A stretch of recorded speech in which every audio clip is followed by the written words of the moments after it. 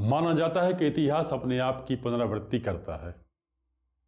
अरविंद केजरीवाल को विश्वास है कि 2015 का इतिहास 2025 में दोहराया जाएगा और अरविंद केजरीवाल की सबसे बड़ी दुश्मन यदि कोई है तो वो है कांग्रेस पार्टी। आखिरकार अरविंद केजरीवाल ने अपने दिल्ली के मुख्यमंत्री पद से इस्तीफा दे दिया है। इसके पहले जब उन्होंने इस्तीफा देने की घोषणा की थी तब कहा था कि वो 2 दिन बाद ऐसा करेंगे। इसको लेकर विरोधी उन पर तंज कस रहे थे कि आखिर उन्हें 2 दिन का समय क्यों चाहिए है।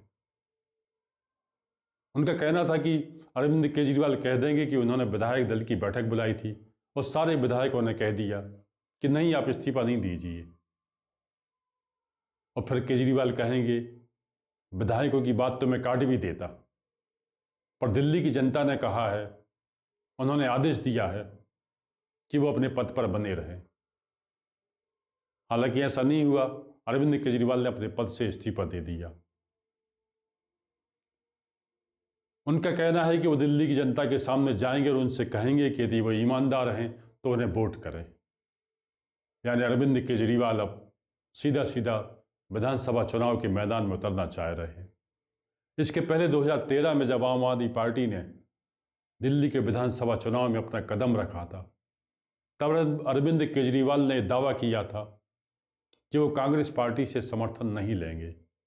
हालांकि स्थिति ऐसी बनी कि अरविंद केजरीवाल ने आम आदमी पार्टी की सरकार बनाई पर कांग्रेस के समर्थन से, और जल्दी ही उन्हें अपनी गलती का एहसास हो गया।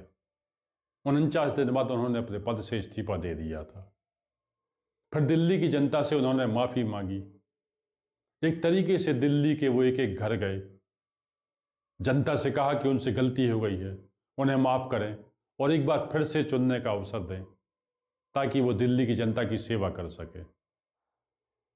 2015 में दिल्ली विधानसभा के चुनाव हुए, जनता ने उन्हें माफ़ किया और भारी प्रचंड बहुमत से अरविंद केजरीवाल को दिल्ली की सत्ता सौंपी। अब जब अरविंद केजरीवाल ने अपने मुख्यमंत्री पद से इस्तीफा दे दिया है तो फिर से वो एक आम आदमी भी बनकर दिखाएंगे। वो एक आम आदमी की तरह ऑटो में सफ़र करेंगे, एक आम आदमी की तरह बस में सफ़र करेंगे, एक आम आदमी की तरह मेट्रो में सफ़र करेंगे, एक आम आदमी की तरह चाय पान की होटलों में रुकेंगे, एक आम आदमी की तरह मजदूरों के बीच पहुंच जाएंगे। यानी वो दिल्ली की जनता के बीच ये संदेश देंगे कि वो उनके जैसे ही एक आम आदमी हैं।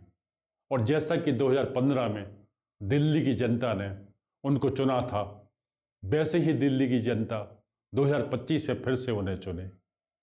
यानी 2015 को अरविंद केजरीवाल 2025 में रिपीट करना चाह रहे हैं।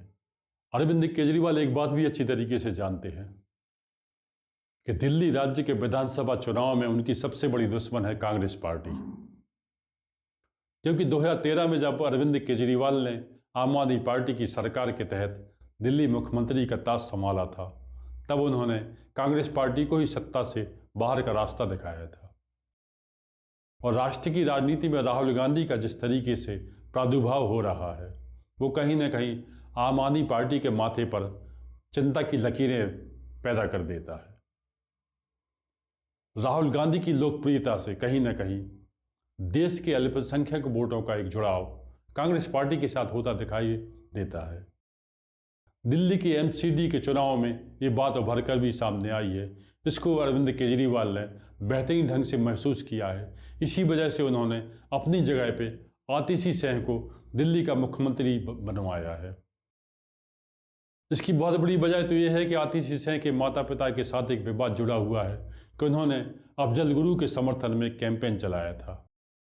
यानी अरविंद केजरीवाल ने कांग्रेस पार्टी को कहीं से घुसने की गुंजाइश नहीं छोड़ी है।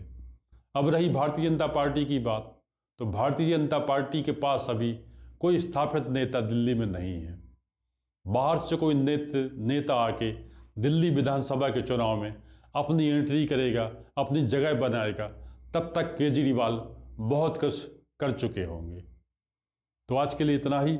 आपसे अनुरोध है कि अपने विचारों से कमेंट बॉक्स में लिखकर हमें जरूर अवगत कराइएगा।